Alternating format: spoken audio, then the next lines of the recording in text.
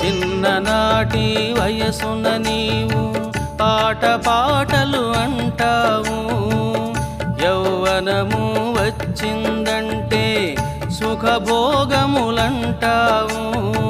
ముసలితనము వచ్చిందా రోగ బాధలు అంటావు, పోయే కాలము వచ్చిందంటే నా కర్మని అంటావు, పోయే కాలము వచ్చిందంటే నా కర్మని అంటావు.